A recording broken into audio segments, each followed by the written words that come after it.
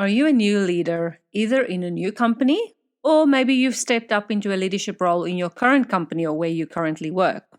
Well, in this episode, I'm going to give you the equivalent of a survival guide for those first couple of months, what to do, what not to do, and basically where to start. So let's jump in.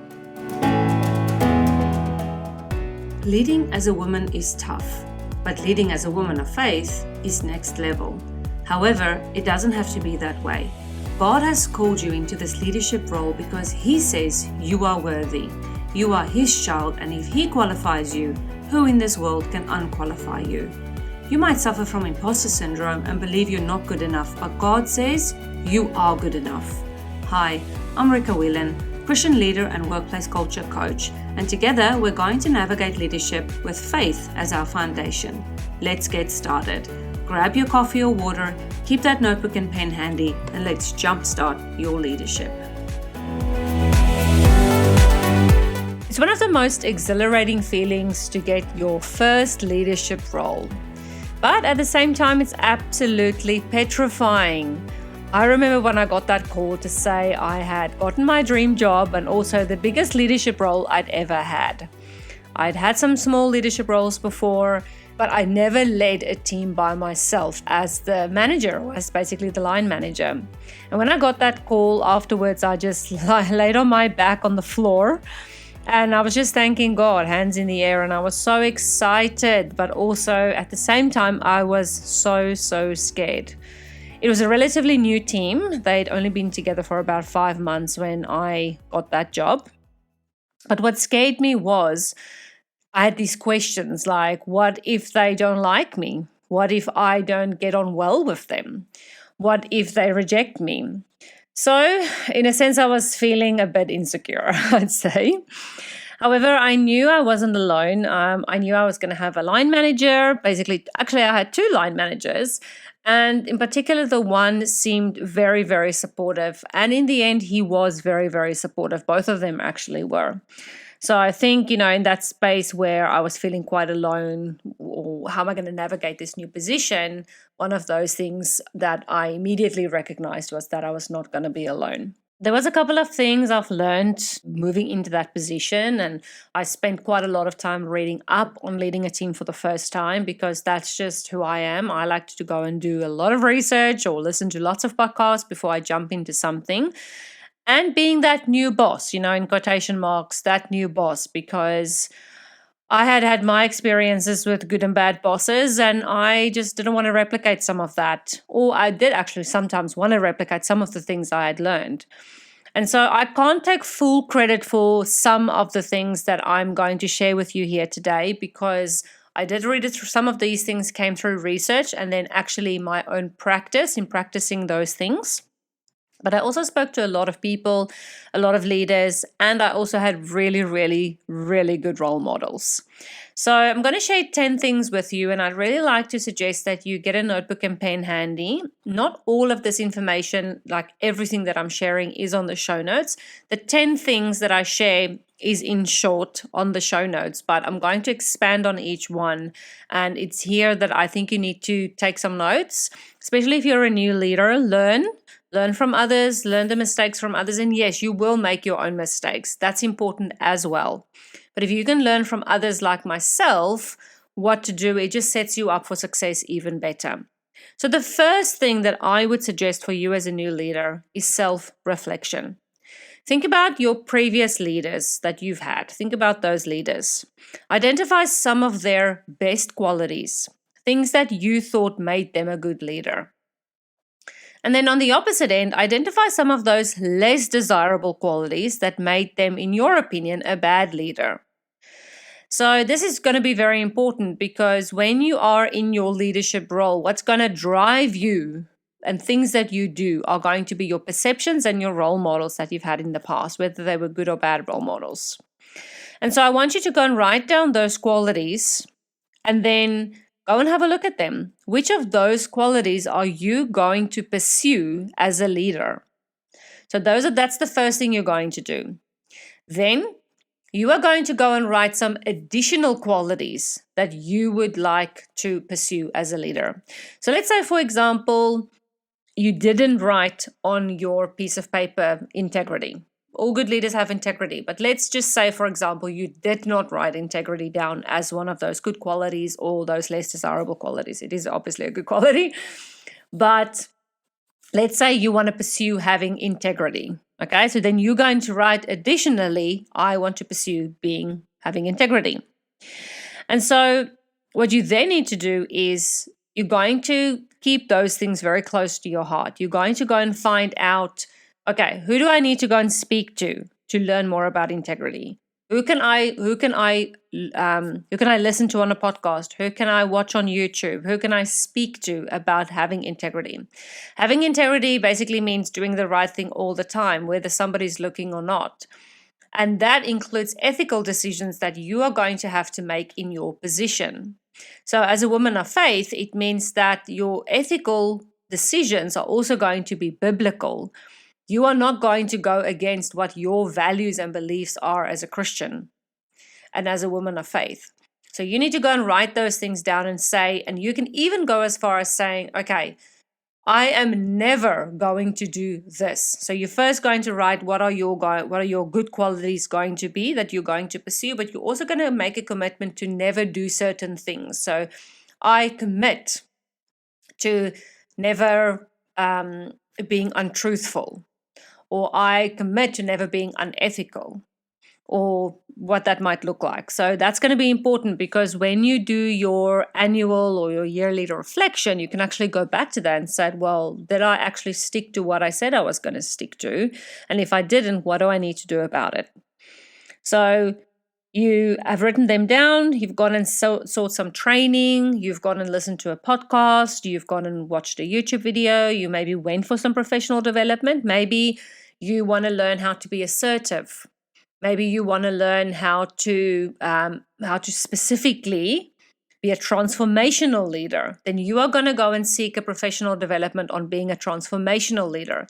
Maybe you want to be an expert at change management. Then you are going to go for a professional development on change management. So that's all what you are going to focus on then right at the beginning. Because it's very important that you focus on yourself first before you start focusing on everybody else.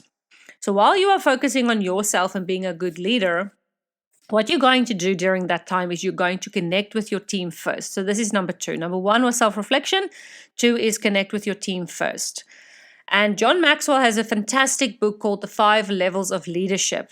And in this book, John explains the importance of relationship and why it is so crucial for you to build a relationship with your team above all else.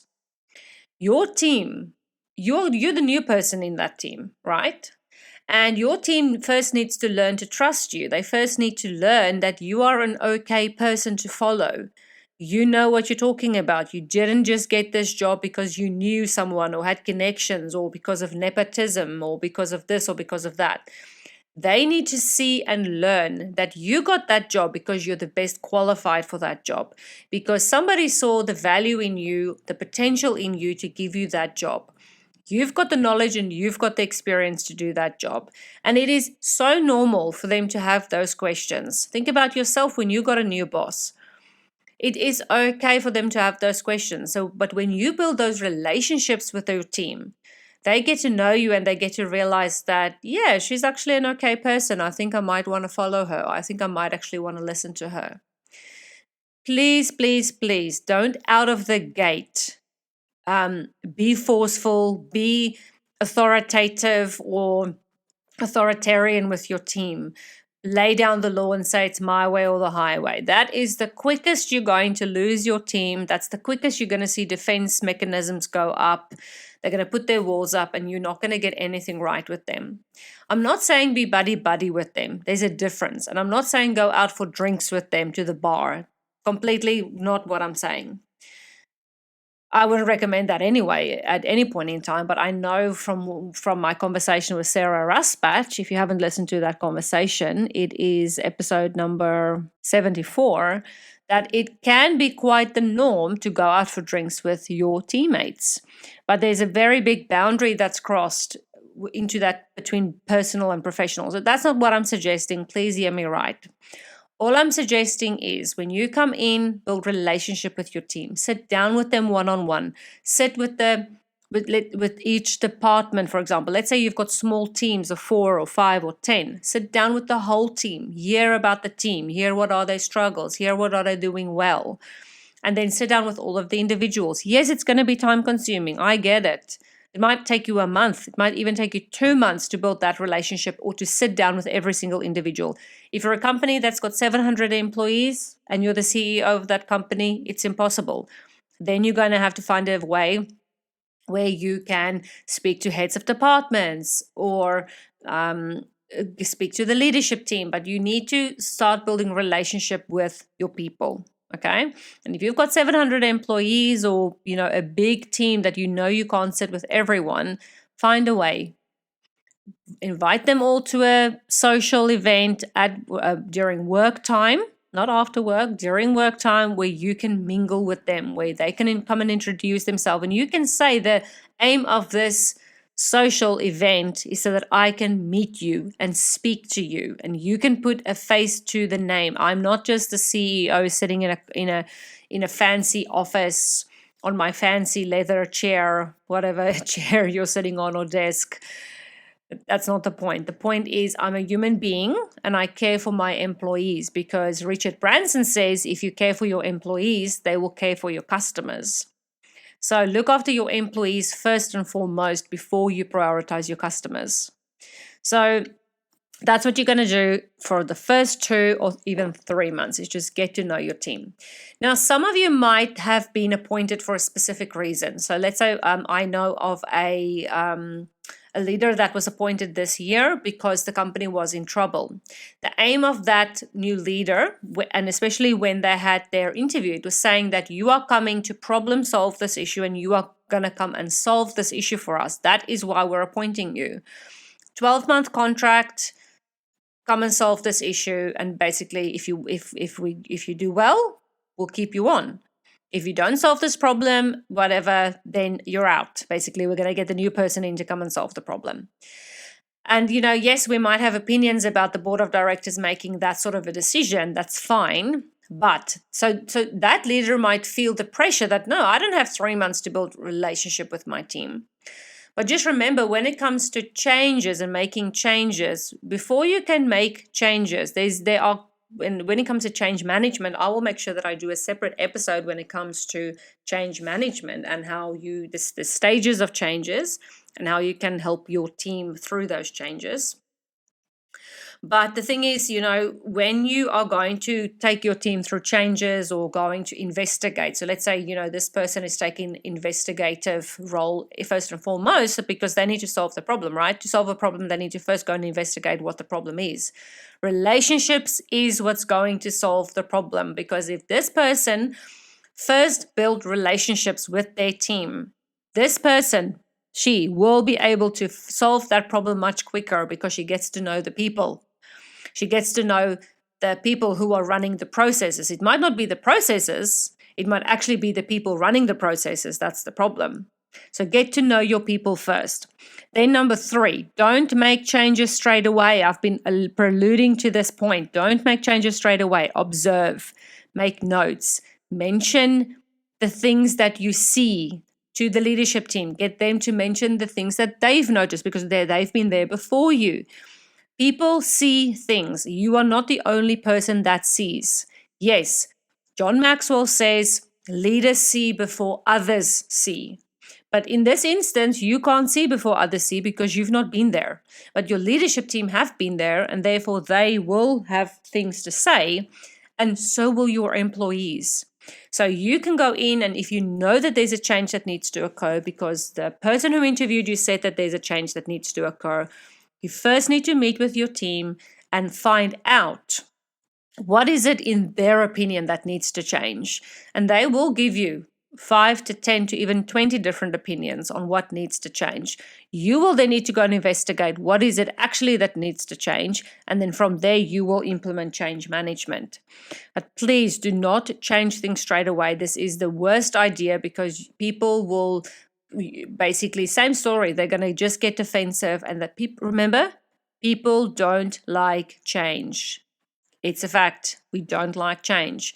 And even myself, like I have had the opportunity to work in many wonderful places, but I didn't like change. Change was hard. And especially if you get a new leader, because every new leader has got a new vision and a new way that they want to work, and they might change the admin system, and they might change our software, and they might whatever it might be. So please, before you change anything, even an administrative process, even a software that you like to use in comparison, before you do that, listen to everyone first, get to know them first, and before you just implement a change. The biggest thing that employees always complain about is the fact that we didn't have a say whether the software should change or not. We just learned through an email that our system was going to change, and we just had to basically deal with that. So that is one complaint that a lot of employees complain about. They didn't know, they didn't have time to prepare, they didn't get sufficient training for the new system, blah, blah, blah. So please do the right thing when it comes to change management. Then 4, filling in the hypothetical shoes of the other leader. Okay, so whether the previous leader was a really good leader or not, okay, you are filling their shoes. Now, if the leader was a really good leader, the thing that people always say is, oh, she's got big shoes to fill. Oh, yeah, you've got big shoes to fill because so-and-so was a really great leader. And that can be tough to hear when you're a new leader, and it can be intimidating because you can feel as if you're never going to reach their expectation. You're never going to meet whatever the expectation is that they have of you because this other person was so amazing, and you will be in that person's shadow, basically. But just remember that that will pass as well, because it's kind of a rite of passage for leaders, and I'm gonna preempt this by saying that I don't agree with that rite of passage, even though I did it myself. Okay, so again, I'm always very honest on the podcast about the mistakes I've made, and this is one of those mistakes. When I started one of my last biggest leadership role that I had, the previous leader had done some things that people didn't agree with, and that I had heard that was really detrimental to the company. And so I only met her for a couple of days as well for handover. But instead of just taking it from there, putting in new things in place and just fixing the problem, I was constantly bad-mouthing her and saying that, oh, I'm so frustrated because so-and-so did that. Oh, it would have just been so much easier if I had been there from the beginning.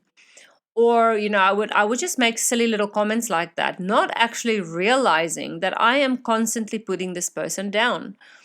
And although I showed integrity at work, and although I was all for for no gossip, and for having a great workplace environment, that was not me when I just started there, because I was constantly bad mouthing the previous leader. And so obviously I realized that that was a mistake, and that I should not be doing that. I'm ruining my own reputation here, and that I should really just not focus on that, basically. Not focus on what she did wrong, but just focus on what I can do right. So I then stopped that. So when I moved out of that company and somebody else took over from me, I did hear that this person was talking badly about me. And, I felt hurt, because how can she badmouth me? I did such a great job there. So just, blowing my own trumpet here. Terrible. Well, I thought I did a great job. How could she badmouth me? But I realized that it's a rite of passage. Like, every one of us does it. If we get to a new position, we always look what that other person was doing wrong, so we can build up our own confidence and our own image in front of the other people. Because what I did, for example, and what I potentially know the other person did, but I'm just assuming because I did it, they did it, and I've seen other people doing it as well, is you share your frustration. So you'll share your frustration in the leadership team, or your meeting, or you'll share your frustration with your admin colleagues. Like, I've got to rewrite this whole policy because I don't, or procedure, because Rika did it this way, and that's just not right. We can actually do it better. And so, yes, by mentioning my name, it's not really bad-mouthing me, but it's saying that, oh, she did that way, I'm going to do it in a new way. It is that rite of passage where you've got to kind of stamp on the other person to get on top. And that's the problem with females in this day and age is that we feel that we need to step on each other to get to the top. Someone asked me the other day, like, why is gossip so prevalent in the female dominated industries like nursing and education in particular? And I said that's because over all these years, females have been at the bottom. It's a fact. We don't have to even Google it to know that males, it was always male dominated. And females, only very recently in the last, I don't know, maybe 2 decades, if it's even been that much, women have risen to the top in those leadership positions. And as females, because we've never been at the top, okay, we kind of learned that, okay, if I want to be the one that is at the top, I need to step on my fellow female colleague to get to the top, because there's only one position at the top, which is so silly because now there's many positions that females can fill. And there is still some biases that are out there with regards to females in CEO positions and in leadership positions. But the fact is that as females, we learned that we needed to step on each other to get to the top and to get anywhere. And so it's an interesting point, but luckily we've moved on from that. And I want to sympathize if you're still in a position where females are not recognized as appropriate leaders. But just know that you're in the right place and God has a plan for you in your leadership role at the moment. So then the fifth thing that I want to share with you is supporting the team to do their job. Okay, it's very, very key that you do that. So yes, when you're coming in, you have to learn your own job as well. But one of the things I would really suggest in those beginning months, and especially in that first year, is when you're sitting individually with those team members, you're sitting individually with those teams, ask them, what resources do you need to do your job well? What's the one thing I can give you to do your job well? And please don't give me $1 million. So I don't want $1 million solution. I want obviously something that I can implement straight away. Is it an improved process? An improved process?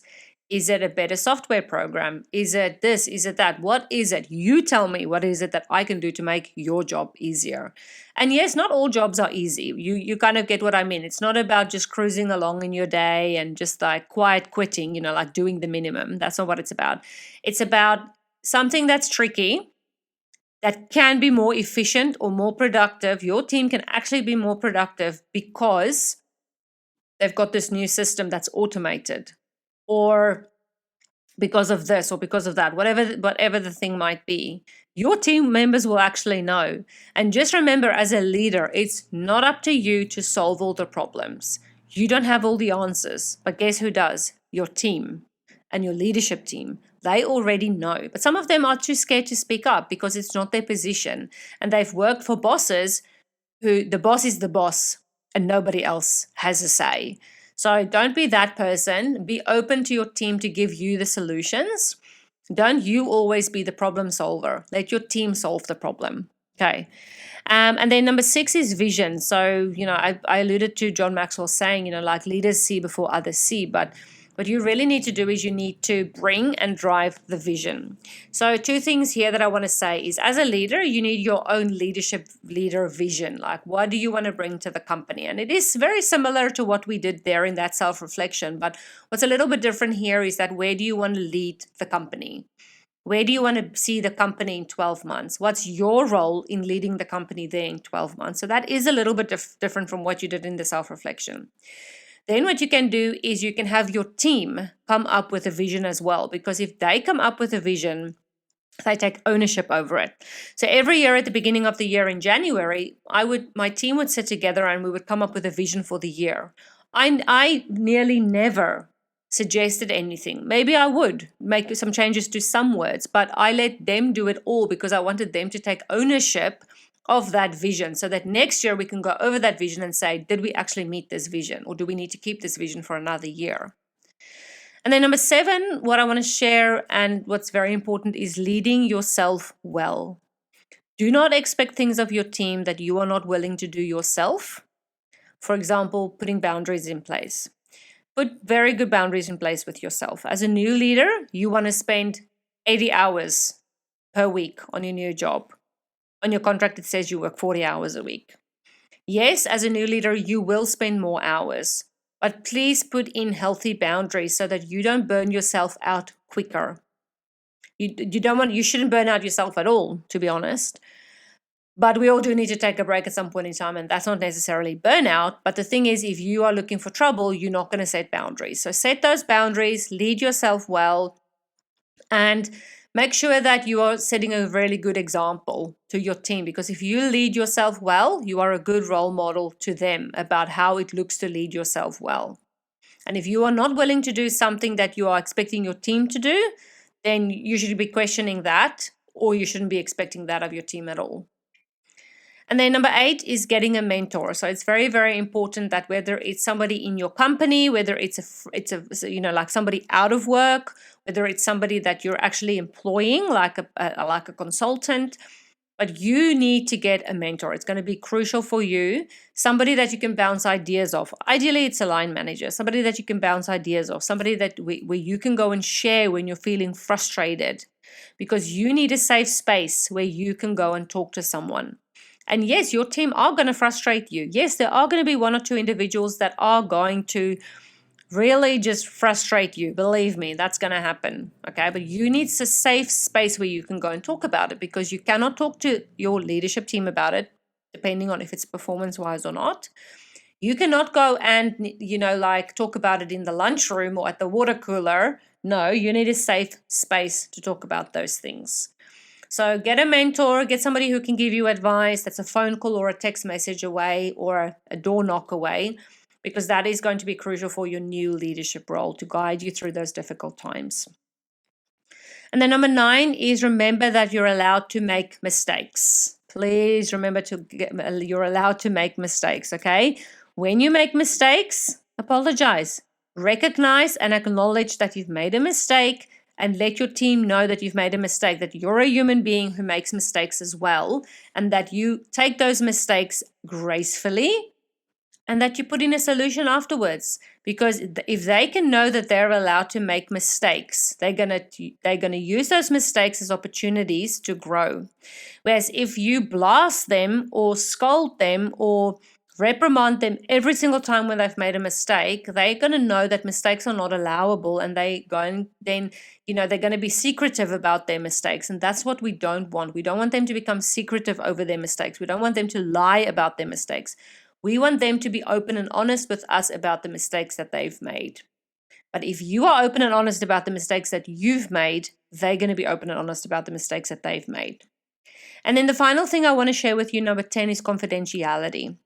And this is about talking to the right person in the right place at the right time in the right context for the right reason. I'm going to read it again.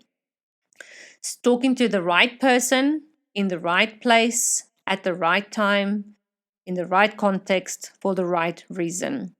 Please, confidentiality is very, very crucial if you're a leader. You cannot be caught out gossiping. You cannot be caught out breaking anybody's confidence unless their life is in danger, information is subpoenaed by the court, or it is crucial that you go and speak to HR or your line manager about it, because it's a performance issue or it's a mistake that they've made that will have repercussions to the company.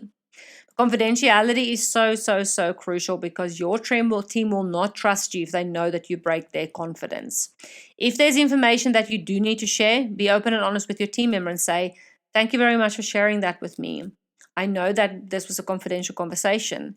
However, the repercussions of this conversation that we've just had is the following, and therefore I must share it with X." Then you say your line manager or the HR manager or whoever. "I'm concerned for you, so therefore I am going to mention it to this person at HR. They will keep it confidential as well, and we will make sure that you've got access to counseling through the EAP, Employment Assistance Program, or whatever that might look like. So that, things can be organized in the background for that person, so that they also know that you are there for them." So those are the 10 things that survival guide for you as a new leader. And yeah, I'd really like to hear your thoughts. If you've got any additional suggestions or any additional tips or strategies, come and join the Facebook community and come and share them with us. It's Women of Faith in Leadership Community on Facebook, or go to womenoffaithinleadership.com and click on the link. There's also a place where you can leave a verbal or written comment or listener question on the website. So if you want to leave me a review, a spoken review, or if you want to ask a question, you can do that on a speak pipe. It's like a voice note that you're leaving me, and I can play that on the show, and then I can answer your question. Or if you've got 30 seconds, I would highly, highly, highly regard it. If you go to Apple Podcast, scroll down, give me a 5-star written review, and that will really just push the ranking up of the show so that Apple can show it to more people, and we can get these tips and tricks of leadership, but also the word of God really out to more women of faith in leadership. Let's create this amazing community of women who are standing up in leadership, standing up for their values, standing up for their faith, and really, really positioning themselves in the corporate environment, in education, in volunteering, in whatever it is, to say that we are women of God. We don't have to proclaim it from the mountains, but we know in our hearts, that we are women of God, and we've been called to these leadership roles to make a difference in the lives of our teams and in the lives of everyone around us. I pray this blessed you, and I pray just God's hand over you for the rest of your day. I hope you enjoy it, and I look forward to chatting with you again next week. Bye. Thanks so much for listening. If this podcast blessed you in some way, the number one way you can thank me is by leaving a review. Your feedback means the world to me and lights me up every single time when I read it, and it makes me want to keep going. So please leave a review, and your review will also help other Christian women in leadership find the answers they are looking for. So whether you're on Spotify or Apple Podcasts, scroll down to the review section and leave that review. Then head over to womenoffaithinleadership.com and join our free Facebook community, and I look forward to engaging with you there.